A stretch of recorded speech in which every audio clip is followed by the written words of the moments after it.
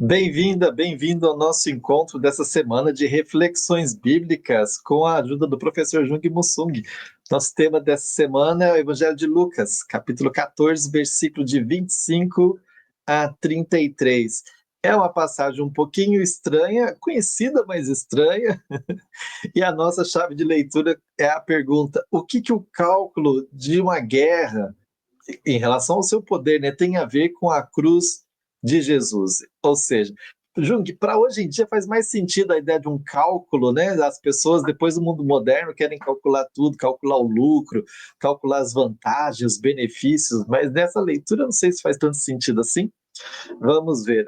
Eu vou ler a passagem aqui na minha Bíblia, você acompanha na sua tradução, diz assim: Grandes multidões acompanhavam Jesus. Voltando-se, ele disse: Se alguém vem a mim e não dá preferência mais a mim que ao seu pai, à sua mãe, à mulher, aos filhos, aos irmãos, às irmãs e até mesmo a sua própria vida, esse não pode ser meu discípulo. Quem não carrega a sua cruz e não caminha atrás de mim não pode ser meu discípulo. De fato, se alguém de vocês quer construir uma torre, será que não vai primeiro sentar-se e calcular os gastos para ver se tem o suficiente para terminar? Caso contrário, lançará o alicerce e não será capaz de acabar. E todos os que virem isso começarão a caçoar, dizendo: Esse homem começou a construir e não foi capaz de acabar. Ou ainda, se um rei pretende sair para guerrear contra outro, será que não vai sentar-se primeiro e examinar bem se com 10.000 homens poderá enfrentar o outro que marcha contra ele com 20.000?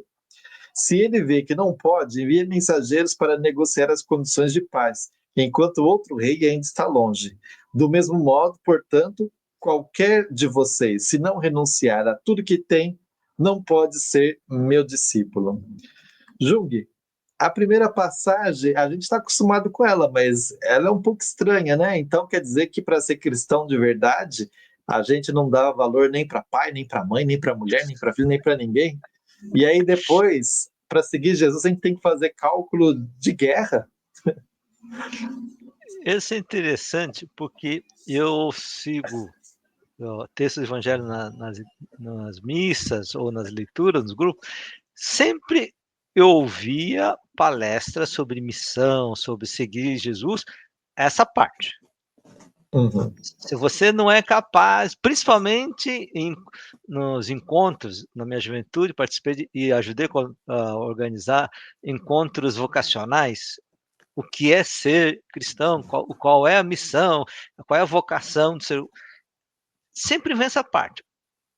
A segunda parte eu nunca ouvi falar. É como se Jesus falou em excesso. E como a gente sabe, os evangelhos são textos elaborados, porque não vai escrever. Para falar, você pode ficar 2 horas falando. No evangelho, antigamente, que não tinha papel, era papiro, então os caras concentram. Né? Então, Jesus não está falando bobagem. Nós é que não Uhum. sabemos, ou que muita gente não entende, ou não gosta, aí elimina. Essa é uma das coisas mais complicadas e Uhum. difíceis, ruins dos textos, da discussão de textos bíblicos. A gente só quer discutir o que nos interessa. O que não gosta, ou que vai contra a minha teologia ou meu interesse, eu elimino. Isso é falta de honestidade intelectual e principalmente honestidade com a fé. Tá, feito isto, essa primeira parte é uma coisa muito estranha. Dizer que se você não se apega nem ao pai, sua mãe, você não pode ser meu discípulo, isso vai contra a lei de Deus. Todo mundo, quando entra no cristianismo ou no judaísmo, a primeira coisa que aprende é 10 mandamentos, e um dos mandamentos mais importantes é honrar pai e mãe. Ora, ou Jesus ele está louco, ou a gente não está interpretando direito. Eu sempre brinco com isso, sempre acho que Jesus está certo e eu entendi errado.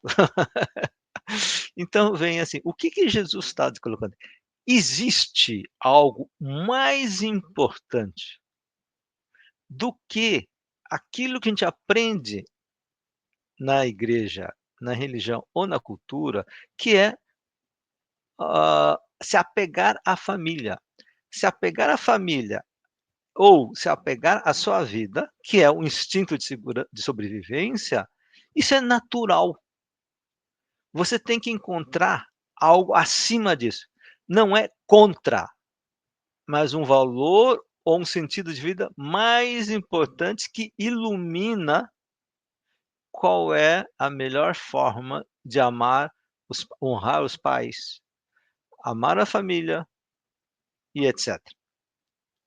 E aí vem a segunda partezinha assim, depois é assim, quem não carrega a cruz, então, ó, se você não é capaz de fazer isso é o que não é não carrega a cruz.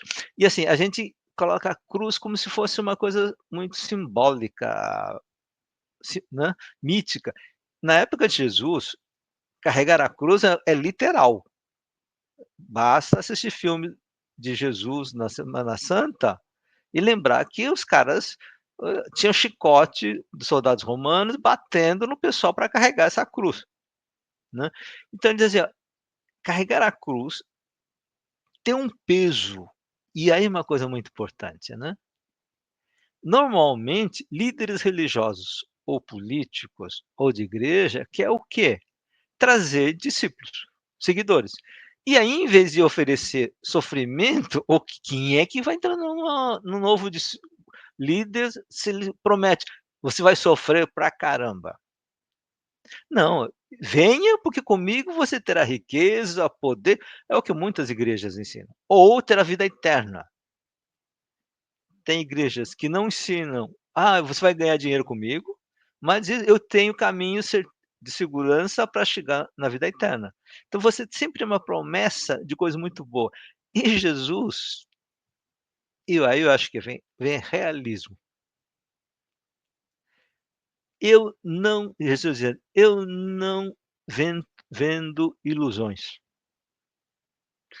Eu ofereço um, um sentido de, da missão de Deus que é dura, mas que vale a pena. Nesse sentido, muitas religiões, e particularmente políticos hoje, políticos estão muito parecidos, seja empresas, sejam partidos, ou seja igrejas, vendem o sonho, o que as pessoas desejam, o que é a lógica do marketing, dos marqueteiros. Jesus oferece a linha profética, ensino aquilo que Deus pede. Ponto. Aí vem a segunda parte, essa parte aqui comentado, que é, aí Jesus explica, olha, com efeito, então ele está conectando, tá? Não é um assunto, não tem nada a ver com outro, não. Com efeito, né? Ele diz assim, quem de vocês, se quiser construir uma torre e não fez o cálculo, vai dar bobagem. E aí uma coisa importante, em outro evangelho, tem outra narrativa de construir, fala construir uma casa. Aqui é construir uma torre. E essa torre tem a ver com a Torre de Babel, que é a torre militar. Os romanos faziam isso, pum, qualquer coisa. Lá em cima ficava. Quem assistiu filmes de Bang Bang tinha a fortaleza e tem lá em cima onde o pessoal fica olhando quando é que os inimigos estão chegando. Então, está falando, é um contexto de torre militar e de guerra. Aí você calcular, se você é um rei e tem 10.000 soldados, e o outro cara tem 20.000, e na época não tinha nenhum drones para você compensar isso, não dá. O que Jesus está ensinando? Se você ainda acredita, não, eu não tenho dinheiro, não tenho força, mas Deus vai nos dar isto, ou Deus vai fazer um milagre, Jesus disse, meu filho, você não entendeu ainda. Deus não faz milagre nesse sentido. Eu, uma vez escrevi um livro, um capítulo num livro, onde começa a dizer assim, a experiência da graça não paga a conta. Né? Eu narrava um pouco a minha experiência de brincar com as crianças pobres de imigração, imigrantes, e aquilo me marcava muito, me marcou a minha vida. E aí eu dizia, só que de segunda a sexta eu tinha que pagar a conta. Né? Essa esse realismo. Não, se você tiver fé. Gente, eu conheci pessoas de igrejas, escolas religiosas, cristãs, dizendo: olha, a gente está com dificuldade, mas Deus vai resolver. Deus não paga a conta, meu. Se a gente não muda o jeito de administrar, quebra. Então, essa é uma coisa importante, esse realismo.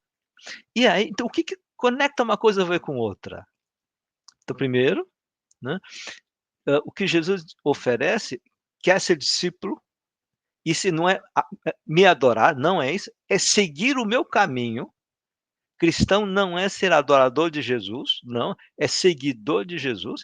Só que Jesus não promete vitória, poder e riqueza, e o milagre de converter você, ou transformar você numa pessoa ou um grupo pequeno, pobre, sem dinheiro, pum, vira de repente.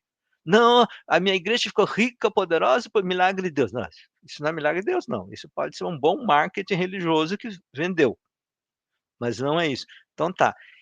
Se você conseguiu entender, essa acho que é a chamada de Jesus, né, que você encontrou o caminho último, o que aparece o tesouro, encontrou o tesouro, que é de amor ao próximo, a justiça, a experiência do reino de Deus na comunidade. Isto é a coisa mais importante. Então, é importante cuidar com a família? Sim, mas na linha da justiça e do compartilhamento, da compaixão. Ótimo. Isso cria problema para os inimigos, os do mundo? Sim, esse pessoal não gosta, porque o pessoal não quer justiça, quer injustiça, quer opressão. Você vai sofrer. Ah, mas Deus vai resolver. Não, você não entendeu. Se nós somos capazes de enfrentar uma luta pela justiça, mesmo com dificuldades e acusações indevidas, etc., e você permanece nessa caminhada, é porque você encontrou o tesouro da vida, aquilo que realmente vale a pena. Isto é o que Jesus fala de encontrar o tesouro na vida, de você encontrar o reino de Deus ou a experiência do amor de Deus na sua vida, na comunidade das pessoas e também na sua família, se tiver sorte de que a família também concordar com isto. Jung, então seriam três ideias que aparecem, mas que elas constituem um argumento, né? Se quisesse seguir o caminho de Jesus, existe algo que é mais importante que a família, que vai, esse algo, se você encontra, ele ilumina a maneira como a gente pode, inclusive, pensar a própria vida da família e o amor ao próximo. Aí ele associa isso com o carregar a cruz, sabendo que a cruz aqui não é uma metáfora, ela não é uma coisa religiosa, é um sistema punitivo do Império Romano, com toda a crueldade possível, e aí ele vai dizer, né, carregar tem que ser iluminado por esse sentido que se encontra para que possa valer a pena. E você diz que o que ele oferece é um realismo, porque ele não vai iludir as pessoas. O que o caminho do seguimento de Jesus pode oferecer passa pela cruz, passa justamente pelo risco ser, de ser perseguido pelo império. Aí a gente pode dizer que o cálculo de guerra aqui seria, né? Se o cara vai para a guerra, ele calcula se você vai arriscar a sua vida para seguir Jesus, também tem que fazer o cálculo se vale a pena. Porque se vale a pena, a cruz não é o problema, mas para isso a pessoa tem que estar consciente e fazer o que ele chama de cálculo, né? No fundo, nós precisamos de um cálculo econômico, político, e também um certo cálculo, no sentido de, olha, eu sei onde eu estou entrando. Eu sei quanto isso vai me custar, mas eu descobri algo mais importante do que isto. Essa é a descoberta. Né? Júlio, Eu, pode falar. E só um comentário, o padre Júlio, a gente já comentou dele várias vezes, ele tem uma fala que aparece muito no vídeo, na rede social, ele diz assim: eu sei que vou perder. Isso, mas eu quero fazer isso, eu quero continuar nisso. Mas como? Não tem loucura, não tem sentido isso. Se você entender esse evangelho que estava comentando, isto. você vai encontrar pessoas, né, eu tenho uma aluna que pentecostal, que a mãe dizia isso. Ela disse: "Mãe, o cara fez errado". "Não, você não sabe qual é a importância de perdão, como me liberta do ódio. Esse o no cálculo da vingança, tá errado, tem que ferrar, e etc. Não, meu filho, você não entendeu. É isto. Esse é Uhum. o novo da boa no do evangelho". Jung, só para terminar, eu sei que é um desafio, mas você ensinou a gente a ler o texto no conjunto, né? E dessa passagem, faltou 2 versículos que não entram na leitura, que fala que se o sal perde o sabor, ele não serve nem para esteio, que vai ser jogado fora. Enfim, tem é, e diz: quem tem ouvidos para ouvir, ouça. Isso está nesse texto daqui, gente, leu? É o 34 e 35. Eu vou Ah, não, deixar mas isso isso como. não, mas não, foi cortado do texto do É. ah, tá. Então, é uma passagem assim, fala, como é que a gente associa isso com o resto? Mas Tá, mas seria muito assunto para para tá o bom. encontro. Então, a gente vai encerrando o nosso encontro de hoje por aqui. Sempre ficam as perguntas. Gente, continue escrevendo as perguntas lá no YouTube. Eu leio, o Jung lê. Quando o Jung não lê, eu peço para ele ler. E a gente muitas vezes não responde no próprio YouTube, mas a gente incorpora isso nas reflexões que a gente faz nos nossos encontros. Jung, até mais. Tchau, tchau. Até.